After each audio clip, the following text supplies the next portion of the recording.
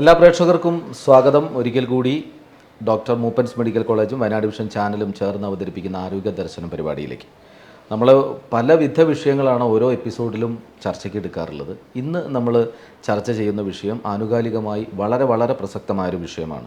നമ്മുടെ ടൗണുകളിലൂടെ, നമ്മുടെ നഗരങ്ങളിലൂടെ, നമ്മുടെ ഗ്രാമങ്ങളിലൂടെയൊക്കെ കടന്നു പോകുന്ന നിരവധി വാഹനങ്ങളിൽ നിന്നും പിടികൂടുന്ന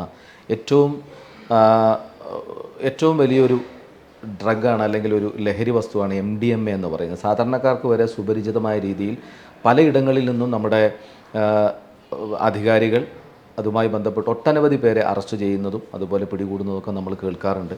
അപ്പോൾ ഇപ്പോൾ ഈ അടുത്ത കാലത്തൊക്കെ പല സ്ത്രീകളും അതിൻ്റെ കാരിയേഴ്സായിട്ട് മാറുന്നു. അങ്ങനെ വലിയ രീതിയിൽ ചർച്ച ചെയ്യപ്പെടുന്ന MDMA എന്ന ലഹരി വസ്തുവിനെ കുറിച്ചാണ് അതിനെക്കുറിച്ച് അറിയാനുള്ള ഒരു എപ്പിസോഡ് കൂടിയാണ് ഈ ഇന്നത്തെ ആരോഗ്യ ദർശനം. അപ്പോൾ ഇതുമായി ബന്ധപ്പെട്ട് നമ്മളോടൊപ്പം ഉള്ളത് കഴിഞ്ഞ പല സമയങ്ങളിലും നമുക്ക് വളരെ വലിയ വിവരങ്ങൾ, വലിയ അറിവുകൾ ഈ ഒരു രംഗത്ത് നൽകിയിട്ടുള്ള ഡോക്ടർ ഇർത്തിക്.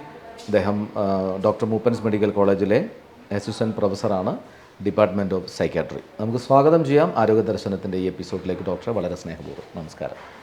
ഞാനത് പെട്ടെന്ന് MDMA എന്ന് പറയുന്നത് ഏതൊരു ആളുകൾക്കും, എത്ര പ്രായമുള്ളവർക്കും പ്രായം കുറഞ്ഞ ആളുകൾക്കൊക്കെ സുപരിചിതമായൊരു പേരായിട്ടത് മാറിക്കഴിഞ്ഞു നമ്മുടെ രാജ്യത്ത്, നമ്മുടെ ഈ കൊച്ചു വയനാട്ടിൽ പോലും. കാരണം വയനാട് 2 സംസ്ഥാനങ്ങളുടെ അതിർത്തി പങ്കിടുന്ന ഒരു സ്ഥലം കൂടിയാണ്. അതിലൂടെ കടന്നു പോകുന്ന പല വാഹനങ്ങളിൽ നിന്നും ചെറുപ്പക്കാരെയും പ്രായമുള്ളവരെയും സ്ത്രീകളെയും എല്ലാം, യുവതികളെ അടക്കം ഈ ഒരു MDMAയുമായി പിടികൂടുന്നൊരു കാഴ്ചകളും റിപ്പോർട്ടുകളും നമുക്ക് കഴിഞ്ഞ ദിവസങ്ങളിലൊക്കെ ലഭ്യമാകുന്നുണ്ട്. അപ്പോൾ MDMA എന്ന ഒരു പേര് മാത്രമാണ് പലർക്കും അറിയാം. എന്താണ് ശരിക്കും MDMA? MDMA ശരിക്കും ഒരു രാസനാമത്തിൻ്റെ ഒരു അക്രോണിമാണ്. MDMA എന്ന് പറഞ്ഞാൽ 3,4-മെത്തിലീൻ ഡയോക്സി മെത്താംഫിറ്റമീൻ എന്നാണ് ആ MDMAയുടെ ഒരു ഫുൾ പേര്. പക്ഷേ ഇപ്പം ഞങ്ങൾ ഇപ്പോൾ ഏകദേശം ഈ പേഷ്യൻസിനെ കാണുമ്പം MDMA ഒരു ലഹരി വസ്തുവാണ്. നമ്മുടെ ലോകത്തും എമ്പാടും അറിയപ്പെടുന്ന ഒരു ലഹരി വസ്തു തന്നെയാണ് MDMA. ശരിക്കും പറഞ്ഞാൽ അതൊരു സ്റ്റിമുലൻ്റ് എഫക്റ്റുകളും സൈക്കഡലിക് എഫക്റ്റുകളും. സ്റ്റിമുലൻ്റ് എന്ന് പറഞ്ഞാൽ നമ്മുടെ ബ്രെയിനെ ആക്ടിവേറ്റ് ചെയ്യിക്കുന്ന തരത്തിലുള്ള ഡ്രഗ്സിനെയാണ് സ്റ്റിമുലൻ്റ് എന്ന് പറയുന്നത്. ഇതൊരു വോൾട്ടേജ് കൂട്ടുന്ന പോലെ. പിന്നെ സൈക്കഡലിക് ഇതുണ്ട്, ഒരു വിഭ്രാന്തി കണക്കെയുള്ള എക്സ്പീരിയൻസസ് ഒക്കെ സൃഷ്ടിക്കുന്ന ഡ്രഗ്സ്. ഇത് രണ്ടിൻ്റെ ഒരു കോമ്പിനേഷനുള്ള ടൈപ്പ് ഒരു ഡ്രഗാണ് ഈ MDMA എന്ന് പറയുന്നത്. ഈ സാർ പറഞ്ഞപ്പോൾ തന്നെ മെത്തഫിറ്റമിനുമായിട്ട് പിടിയിലായി എന്നും പറയുന്നേക്കാം. തീർച്ചയായിട്ടും അതാണ് അതിലൂടെ ഞാൻ വന്നത്. അപ്പം ഈ MDMAയുടെ എഫക്റ്റുകളും മെത്താംഫിറ്റമീൻ എന്ന വസ്തുവിൻ്റെ എഫക്റ്റുകളും രണ്ടാണ്. അപ്പം നമ്മുടെ എക്സ്പീരിയൻസിൽ, എൻ്റെയും നമ്മുടെ കൂടെ കേരളത്തിലും ഇവിടെയും വർക്ക് ചെയ്യുന്ന സൈക്യാട്രിസ്റ്റുകളുടെ എക്സ്പീരിയൻസിൽ ഈ പേഷ്യൻസ് പറയുന്നത് കേൾക്കുമ്പം ശരിക്കും നമുക്ക് മനസ്സിലാവുന്നത് ഈ MDMAയേക്കാളും കൂടുതൽ അവർക്ക് കിട്ടുന്നത് ഈ മെത്താംഫിറ്റമീൻ എന്ന വസ്തുവായിട്ടാണ് നമുക്ക് തോന്നിയിട്ടുള്ളത്. ഒരു രീതി പറഞ്ഞാലും MDMA ശരിക്കുമുള്ള പ്യുവർ MDMAയേക്കാളിലും പല രീതിയിലും കുറച്ചുകൂടെ അപകടകരമാണ് മെത്താംഫിറ്റമീൻ എന്ന് നമുക്ക് പറയാം. അപ്പോൾ അത് കിട്ടുന്നത് ശരിക്കും ഈ മെത്താഫിറ്റമിനാണ് കിട്ടുന്നത്, MDMA എന്നാണ് പേര്, അങ്ങനെയാണോ? ഏകദേശം. അതായത് നമുക്ക് ഈ ഡ്രഗ്സിൻ്റെ കാര്യത്തിൽ സ്ട്രീറ്റ് നെയിംസ് എന്ന് പറയും. പല ഡ്രഗും സ്ട്രീറ്റിൽ, ഇതൊന്നും നമുക്കൊരു കമ്പനി ഉണ്ടാക്കി വിൽക്കുന്നതല്ല, അല്ലേ, ഒരു ഇല്ലീഗലായിട്ട് ആൾക്കാർ ഉണ്ടാക്കുന്നതാണ്. അപ്പോൾ ഇതിൻ്റെ ശരിക്കും പറഞ്ഞാൽ നമ്മുടെ നാട്ടിൽ ഈ മെത്താംഫിറ്റമീൻ്റെ സ്ട്രീറ്റ് നെയിമായി മാറിയിരിക്കുകയാണ് MDMA. ഈ മെത്താഫിറ്റമിൻ ശരിക്കും മെഡിക്കലി യൂസ് ചെയ്യുന്നൊരു വസ്തുവാണല്ലോ, അല്ലേ? അത് ആംഫിറ്റമീൻസ് എന്ന് പറയുന്ന ഗ്രൂപ്പ് ഓഫ് ഡ്രഗ്സ് ADHD പോലുള്ള രോഗങ്ങളിൽ ഉപയോഗിക്കുന്നുണ്ട്.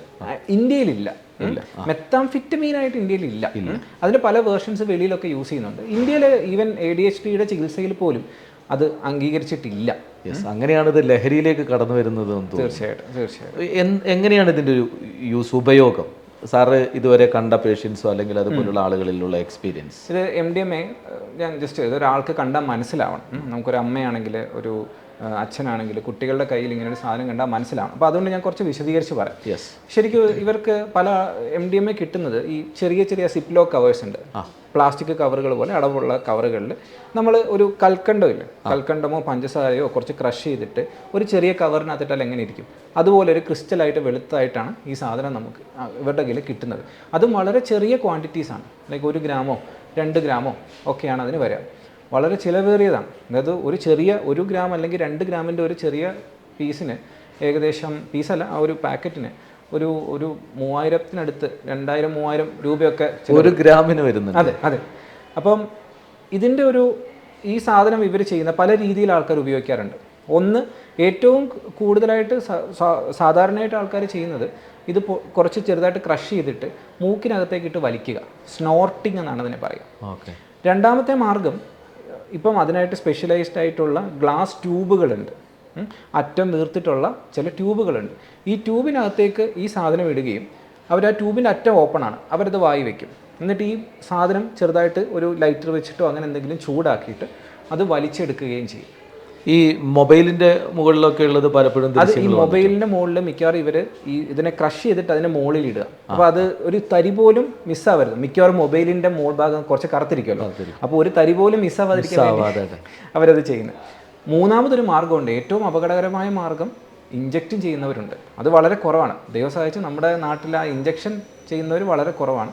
കൂടുതലും സ്നോർട്ട് ചെയ്യുകയോ സ്മോക്ക് ചെയ്യുകയോ ചെയ്യുന്ന ആൾക്കാരാണ് നമ്മുടെ നാട്ടിൽ. വലിച്ചു കയറ്റുക അല്ലെങ്കിൽ സ്മോക്ക് ചെയ്യുക. ഈ ഇഞ്ചക്ട് ചെയ്യുന്ന സമയത്ത് അത് ദ്രാവക രൂപത്തിൽ ലഭ്യമാണുണ്ട് അല്ലേ? അവരത് മിക്സ് ചെയ്യും, പല സാധനങ്ങളെയും മിക്സ് ചെയ്യും. അവിടെയൊക്കെയാണ് അതിൻ്റെ അപകടം ഇരിക്കുക. അപ്പോൾ അവർ ചിലപ്പോൾ പൈപ്പ് വെള്ളത്തിലായിരിക്കും ഇത് മിക്സ് ചെയ്യുന്നത്. മിക്സ് ചെയ്ത് കഴിഞ്ഞ് ഇഞ്ചക്ട് ചെയ്ത് കഴിഞ്ഞാൽ അതൊറ്റ ഇഞ്ചക്ഷൻ കൊണ്ട് തന്നെ മരണം വരെ വേണമെങ്കിൽ സംഭവിക്കാം. അങ്ങനെ ഇൻഫെക്ഷൻ ബാധിച്ച് അണുബാധയൊക്കെ ഉണ്ടായിട്ട് മരണം സംഭവിക്കുന്ന അവസ്ഥകളൊക്കെ ഉണ്ടാവാം. അത്രയൊക്കെ റിസ്കിയാണ് സംഭവം അല്ലേ? ഇതിൻ്റെ എഫക്റ്റ് എങ്ങനെയാണ് ഇവർക്ക് ലഭ്യമാകുന്നത് ശരിക്കും? ഇപ്പോൾ മദ്യം കഴിച്ചാൽ, അതെ, കഞ്ചാവ് വലിച്ചാൽ, ബീഡി വലിച്ചാൽ, സിഗരറ്റ് വലിച്ചാലൊക്കെ ഉള്ള എഫക്റ്റ് നമ്മൾ പറഞ്ഞു കേട്ടിട്ടും ഒക്കെ ഉണ്ടെന്ന് വിചാരിക്കാം. ഇതിൻ്റെ ഒരു എഫക്റ്റ് എങ്ങനെയാണ്? MDMA പറ്റി പറയുമ്പോൾ നമ്മൾ സാധാരണ മയക്കുമരുന്നെന്നാണ് പറയാറല്ലേ? സാധാരണ നമ്മളെ മയക്കുന്ന ഒരു സാധനമായിട്ട്, ഒരു വിഭ്രാന്തി ജനിപ്പിക്കുന്ന സംഭവമായിട്ടാണ് നമ്മൾ ഇതിനെയൊക്കെ പറയാം. പക്ഷേ MDMA കാര്യത്തിൽ അതൊരു ഞാൻ മുമ്പേ പറഞ്ഞ പോലെ ഇത് MDMA അല്ലെങ്കിൽ കുറച്ചുകൂടെ കറക്റ്റായിട്ട് പറഞ്ഞാൽ മെത്താംഫെറ്റമിൻ ഒരു സ്റ്റിമുലൻറ്റ് വിഭാഗത്തിൽപ്പെട്ട മരുന്നാണ്. സ്റ്റിമുലൻ്റ് എന്ന് പറഞ്ഞാൽ നമ്മുടെ ബ്രെയിനിനെ ഉദ്ദീപിപ്പിക്കുക, അതായത് നമ്മളൊന്ന് സ്റ്റിമുലേറ്റ് ചെയ്യുക, ആക്ടിവേറ്റ് ചെയ്യുക, അതാണ് ചെയ്യുക.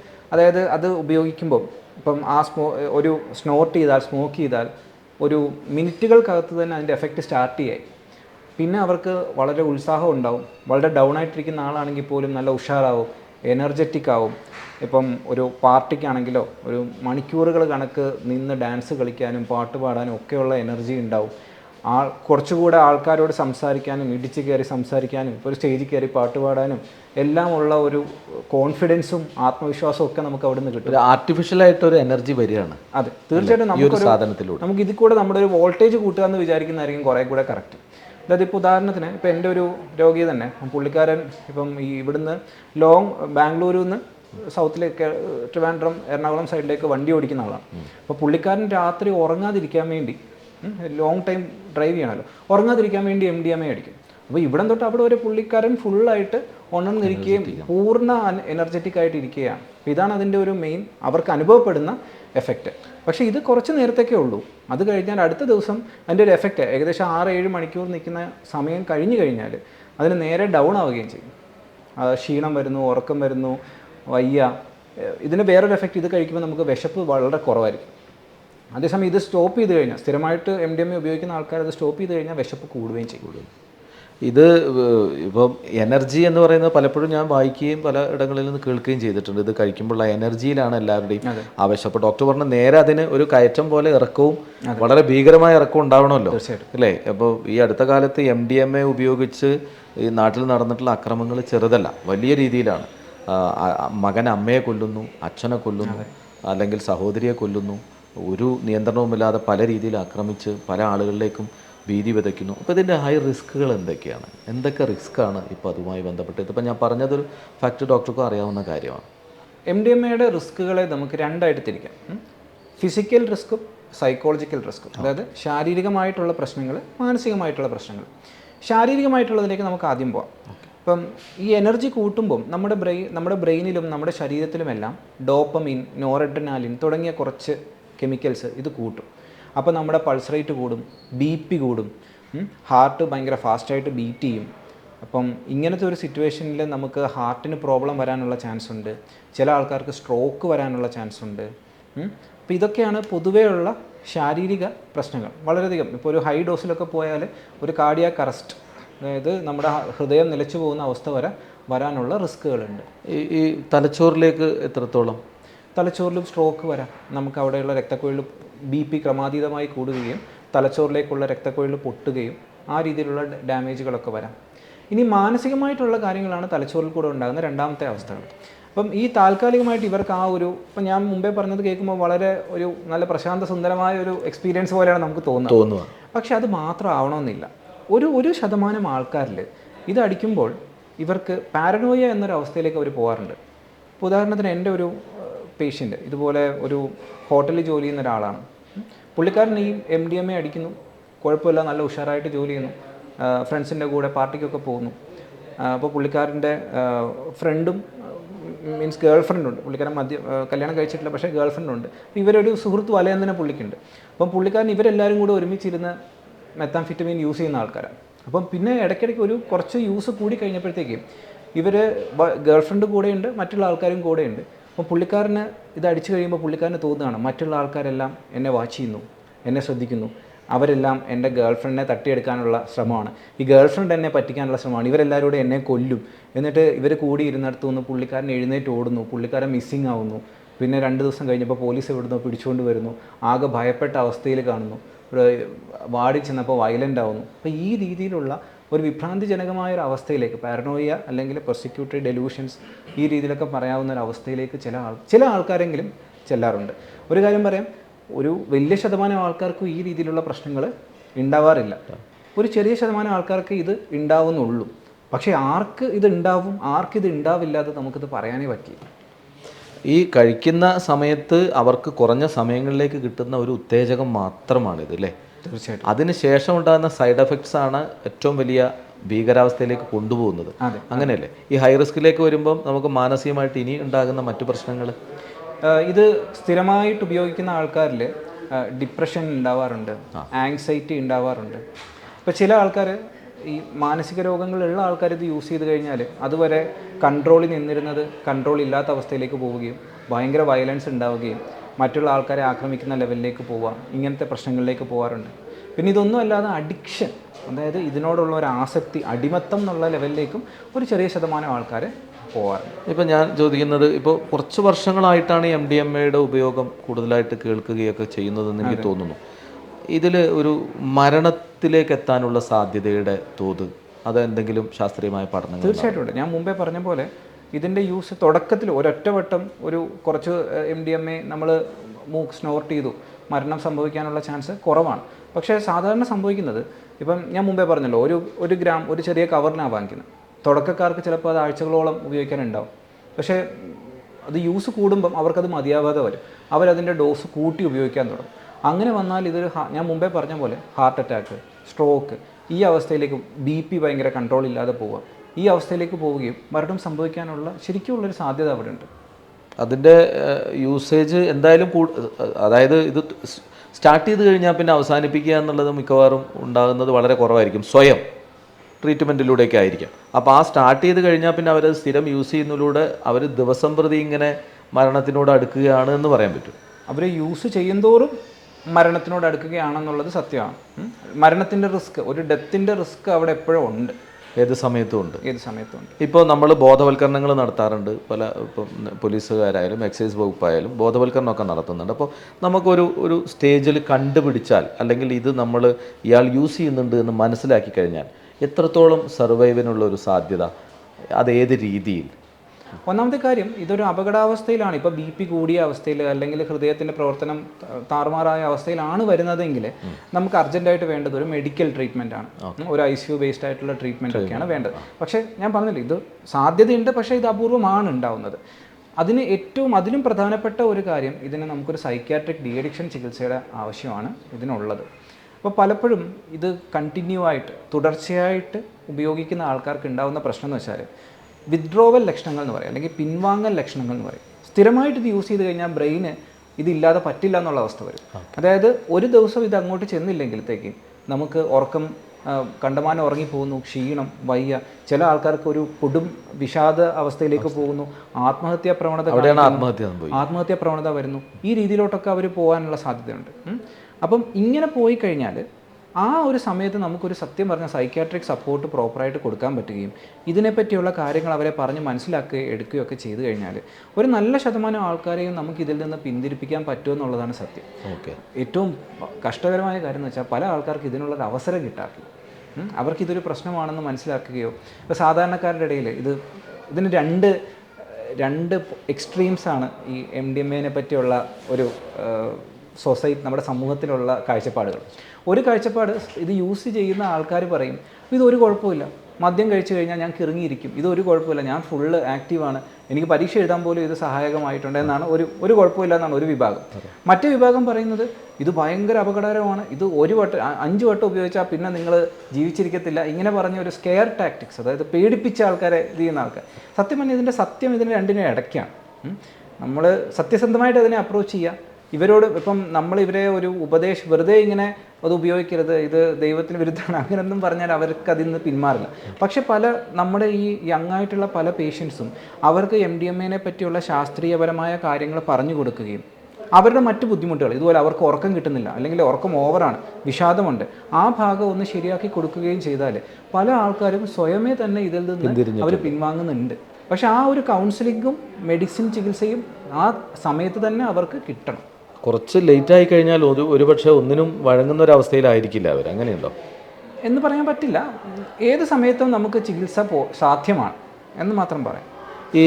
ഇപ്പം ഇത് അഡിക്ഷൻ ആയി കഴിഞ്ഞാൽ സ്വാഭാവികമായും ആരെയും തിരിച്ചറിയാൻ കഴിയാത്തൊരവസ്ഥയുണ്ട് എന്നാണ് പറയുന്നത്. ഇപ്പോൾ പലപ്പോഴും ചർച്ച ചെയ്യുന്നത് പൊതുസമൂഹം അമ്മയോ അച്ഛനെയോ സിസ്റ്ററെയോ ഒന്നും തിരിച്ചറിയുന്ന, അല്ലെങ്കിൽ ഇവർ വേണ്ടപ്പെട്ടവരാണ്, എൻ്റെ ആളുകളാണ്, അമ്മയാണെന്ന് തിരിച്ചറിയാൻ പറ്റാത്തൊരവസ്ഥ ഉണ്ടാകുമെന്നാണ് പറയുന്നത്. അങ്ങനെ ഇത് ഞാൻ മുമ്പേ പറഞ്ഞ ഞാൻ മുൻപേ പറഞ്ഞില്ലേ, ഒരു ചെറിയ വിഭാഗം ആൾക്കാരിൽ ഇത് ഉപയോഗിച്ച് കഴിയുമ്പോൾ മറ്റേ സൈക്കോസിസ് എന്നുള്ള അവസ്ഥ, ഇല്ലാത്ത കാര്യങ്ങളുണ്ടെന്ന് തോന്നുക, ആരോ നമ്മളെ കൊല്ലാൻ വരുന്നു, വേട്ടയാടുന്നു, ഇങ്ങനത്തെ ഉള്ള ഒരു വിഭ്രാന്തി കണക്കെയുള്ള മാനസികാവസ്ഥയിലേക്ക് എത്തുന്നവരുണ്ട്.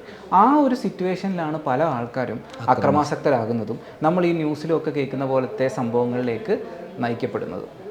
ഇപ്പോൾ ഈ ചികിത്സയ്ക്കായിട്ട് ഇനി എത്തിച്ചു കഴിഞ്ഞാൽ കൊടുക്കാൻ പറ്റുന്ന ചികിത്സകൾ അതായത് ക്യാപ്സൂൾ മെഡിസിൻ രൂപത്തിലാണോ, അല്ലെങ്കിൽ കൗൺസിലിംഗ് മാത്രമാണോ? ഇവരതുവരെ കഴിച്ചിരുന്ന ഒരു അവർ അഡിക്റ്റായിട്ടുള്ള ഒരു സംഭവത്തിൽ നിന്നും മുക്തരാവാൻ വേണ്ടിയിട്ടാണ്? അപ്പോൾ അതിന് അഗെയിൻസ്റ്റ് മറ്റെന്തെങ്കിലും കൊടുക്കണം, അങ്ങനെയാണോ? നമ്മൾ പ്രധാനമായിട്ട് രണ്ടും, മരുന്നുകളും ഉണ്ട്, കൗൺസിലിങ്ങും ഉണ്ട് ചികിത്സയിൽ. മരുന്നുകൾ കൊണ്ട് നമ്മൾ ചെയ്യുന്നത് ഇത് പിൻവാങ്ങുമ്പോൾ ഉണ്ടാകുന്ന ലക്ഷണങ്ങൾ, വിഷാദം ചികിത്സിക്കാം, ഉറക്കമില്ലായ്മ ചികിത്സിക്കാം. ഇതിനോടുള്ള ചില മരുന്നുകൾ കഴിക്കുമ്പോൾ ഇതിനോടൊരു ഇത്തിരി താല്പര്യം കുറയുന്നത് പോലെ കാണാറുണ്ട്. അതൊക്കെയാണ് നമ്മൾ മരുന്ന്. ഇപ്പം മുൻപേ പറഞ്ഞ പോലെ അക്രമാസക്തരായ ആൾക്കാർ, വിഭ്രാന്തി കണക്കെ ഉള്ള അവസ്ഥയിലേക്ക് പോയ ആൾക്കാർ, അവർക്ക് ആൻറ്റിസൈക്കോട്ടിക് മരുന്നുകൾ കൊണ്ട് ചികിത്സകൾ വളരെ നല്ല റിസൾട്ട്സ് ഉണ്ടാക്കുന്നുണ്ട്. അതിലും പ്രധാനപ്പെട്ടത് പക്ഷേ അവർക്ക് ഈ കൗൺസിലിംഗ് പരമായിട്ടുള്ള ചികിത്സയാണ്. എങ്ങനെ ഇപ്പം നിങ്ങൾ ഇവിടുന്ന് ആശുപത്രിയിൽ നിന്ന് പോകുന്നു, അപ്പോൾ നിങ്ങളെ എങ്ങനെ ഉപയോഗിക്കാതിരിക്കാം, വേറൊരാൾ നിങ്ങളെ നിർബന്ധിക്കുകയാണെങ്കിൽ അവരെ നമ്മൾ ഒഫൻഡ് ചെയ്യാതെ എങ്ങനെ നമുക്ക് നോ പറയാം. അപ്പോൾ അങ്ങനത്തെ കുറച്ച് കാര്യങ്ങൾ, അവർക്ക് മറ്റ് ഫാമിലിയിൽ മറ്റ് ടെൻഷനുകളോ ഒക്കെ ഉണ്ടെങ്കിൽ അത് അഡ്രസ്സ് ചെയ്യുക, ഇതൊക്കെ നമുക്ക് സാധ്യമാണ്. ഇതിന് ഏറ്റവും പ്രധാനമായും കണ്ടിട്ടുള്ള മറ്റൊരു വിഷയം, മദ്യപിച്ചിട്ടാണെങ്കിൽ അതിന് സ്മെല്ല് കിട്ടുമെന്ന് പറയും, പുക വലിച്ചിട്ടാണെങ്കിൽ അതിൻ്റെ ഒരു സ്മെല്ല് വരുമെന്ന് പറയും. ഇപ്പോൾ എനിവേ കഞ്ചാവ് പോലെയുള്ള ലഹരി വസ്തുക്കളാണെങ്കിൽ ഒരു സ്മെല്ല് വരും. പക്ഷേ MDMAക്ക് ഇത്തരം കാര്യങ്ങളൊന്നും ഇല്ലാത്തതുകൊണ്ട് ഇപ്പോൾ പല കുടുംബങ്ങളിലും കുട്ടികൾ എത്തുമ്പോൾ മാതാപിതാക്കൾ അത്രത്തോളം ശ്രദ്ധിക്കാറുണ്ടാവില്ല. അവർ റൂമിൽ കയറുന്നു, മൊബൈലിലിരിക്കുന്നു, അങ്ങനെ എന്തെങ്കിലും ആയിരിക്കും. ഇത് തിരിച്ചറിയാൻ ഇങ്ങനെ എന്തെങ്കിലും ഒരു ലക്ഷണങ്ങളുണ്ട്, ഇത്തരത്തിലൊരു ഉപയോഗമുണ്ട് എന്ന് അറിയാൻ എങ്ങനെ സാധിക്കും? വളരെ ബുദ്ധിമുട്ടാണ്. അപ്പം ഇതിൽ നമുക്ക് ചില ക്ലൂസ് ഉണ്ട്. ഒന്ന്, ഞാൻ മുമ്പേ പറഞ്ഞ പോലെ ഈ പല പേരൻസും പറയുന്നതാണ്, ഈ കവറുകൾ, ഈ ചെറിയ ചെറിയ കവറുകൾ, അത് വേറെ ഒന്നും അതിനകത്ത് കൊള്ളില്ല. ഇത് കൊണ്ടുവരുന്ന ചെറിയ സിപ്പ് ലോക്ക്, ഈ അടയ്ക്കാൻ പറ്റുന്ന കവറുകൾ കിട്ടുന്നു. പിന്നെ മൊബൈലിൻ്റെ മുകളിൽ വെളുത്ത പൊടികൾ കാണപ്പെടുന്നു. ATM കാർഡൊന്നും ഇല്ലാത്ത ആൾക്കാർ ചുമ്മാ ഒരു കാർഡ് പോക്കറ്റിൽ ഇട്ടുകൊണ്ട് നടക്കുന്നു. അല്ലെങ്കിൽ പിന്നെ അവരുടെ പെരുമാറ്റത്തിൽ ഉണ്ടാകുന്ന വ്യത്യാസങ്ങൾ, ചില ദിവസങ്ങളിൽ ഭയങ്കര ഊർജ്ജസ്വലനും ഭയങ്കര ആക്റ്റീവും എനർജറ്റിക്കുമായിട്ടും ഹാപ്പി ആയിട്ടും പെരുമാറുന്നു, അടുത്ത ദിവസം തന്നെ ഭയങ്കരമായി ഡൗൺ ആകുന്നു, മുഴുവൻ സമയം ഉറങ്ങുന്നു, ആ ലെവലിലേക്ക് പോകുന്നു. ഇങ്ങനത്തെ ഉള്ള മൂഡ് സ്വിങ്സ്, ഇതൊക്കെ നമുക്കൊരു ഐഡിയ തരും. ഇത് ഒരു ദിവസം ഇച്ചിരി ഹാപ്പി ആവുകയും അടുത്ത ദിവസം ഇച്ചിരി മൂഡ് ഓഫ് ആവുകയും ചെയ്താൽ ഉടനെ MDMA നമുക്ക് ചിന്തിക്കാൻ പറ്റില്ല.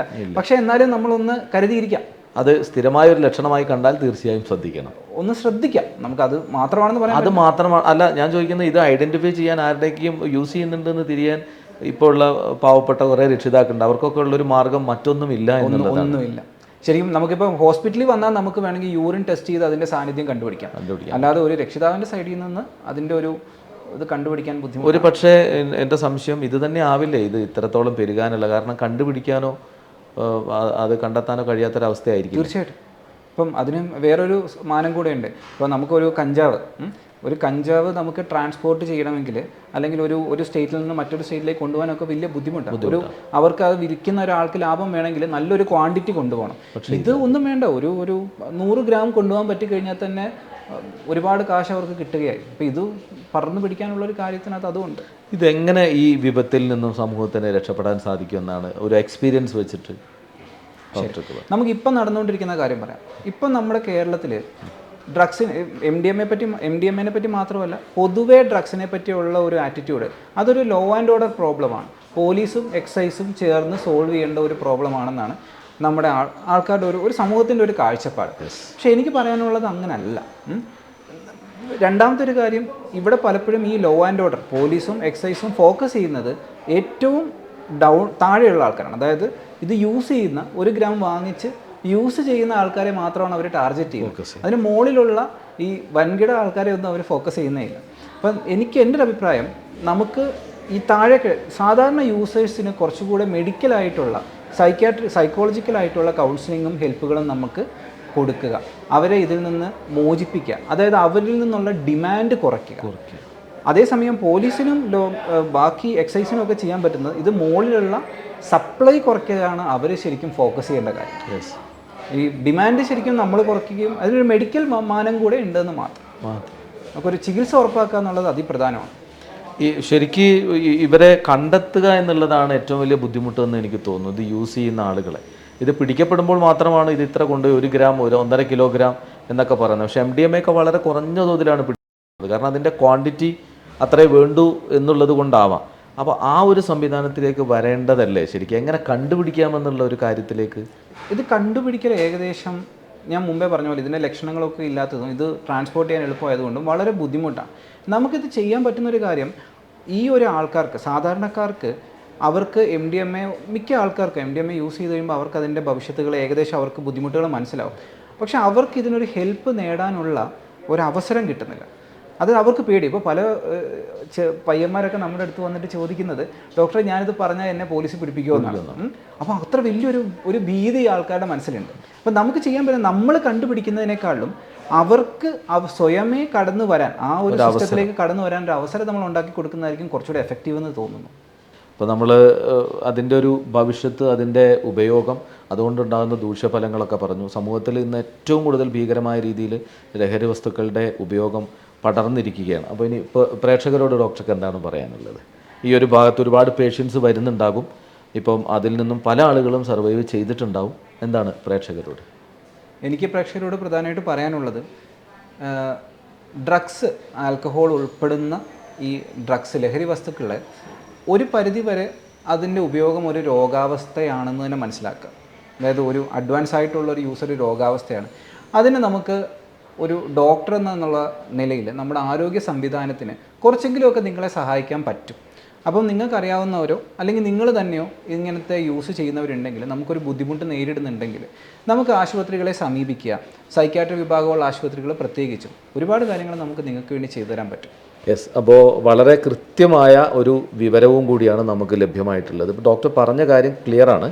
അപ്പോൾ മാധ്യമരംഗത്ത് കൂടി വർക്ക് ചെയ്യുന്ന ആൾ എന്നുള്ള നിലയ്ക്ക് മനസ്സിലാക്കാൻ സാധിക്കുന്ന റിപ്പോർട്ടുകൾ വരുമ്പോൾ പോലീസും എക്സൈസും ചേർന്നിട്ടാണ് ഇപ്പോൾ അവരെ പിടികൂടുന്നത്, അതിൻ്റെ ബാക്കി പ്രൊസീജിയേഴ്സിലേക്ക് പോകുന്നത്. പക്ഷേ ഈ ഒരു സമൂഹത്തെ എങ്ങനെ ട്രീറ്റ് ചെയ്ത് കൗൺസിൽ ചെയ്ത് മാറ്റിക്കൊണ്ടുവരാമെന്നുള്ളതിനെക്കുറിച്ച് ചിന്തിക്കേണ്ട ഒരു സമയം വളരെ അധികം കടന്നു പോയിരിക്കുകയാണ്. അപ്പോൾ ഋത്വിക് ഡോക്ടർ പറഞ്ഞതുപോലെ ഒരുപാട് ചാൻസസ് ഉണ്ട്. അവരെ നമ്മൾ ഒരു മെഡിക്കൽ കൗൺസിൽ രംഗത്തേക്ക് കൂടി കൊണ്ടുവരാനുള്ള ശ്രമം നടത്തിയാൽ ഒരു പക്ഷേ നമുക്ക് ഇതിൽ ഉൾപ്പെട്ടു പോയിട്ടുള്ള ആളുകളെ രക്ഷപ്പെടുത്താൻ സാധിക്കും. ഇനി ഉൾപ്പെടാൻ പോകുന്ന ആളുകളെ കൃത്യമായ ബോധവൽക്കരണത്തിലൂടെ മാറ്റിയെടുക്കാൻ ശ്രമിക്കുക എല്ലാവരും. ഈ ഒരു എപ്പിസോഡ് വളരെ ഉപകാരപ്രദമാകും ഇത്തരം ഒരു മേഖലയിൽ അറിയാൻ ആഗ്രഹിക്കുന്ന ആളുകൾക്ക് എന്നുള്ളതാണ്. അപ്പോൾ അതുകൊണ്ട് തന്നെ ഇത്തരം കാര്യങ്ങളൊക്കെ വളരെ ശ്രദ്ധിക്കുക. ഇന്ന് നമ്മളോടൊപ്പം ഈ വിഷയവുമായി ബന്ധപ്പെട്ട് പങ്കെടുത്ത് ഡോക്ടർ മൂപ്പൻസ് മെഡിക്കൽ കോളേജിലെ അസിസ്റ്റൻറ്റ് പ്രൊഫസറാണ്, department of psychiatry, doctor Ritwik. ഒരുപാട് സന്തോഷം. നമസ്കാരം. മറ്റൊരു ഡോക്ടറും വിഷയവുമായി നമുക്ക് പിന്നീട് വീണ്ടും കാണാം.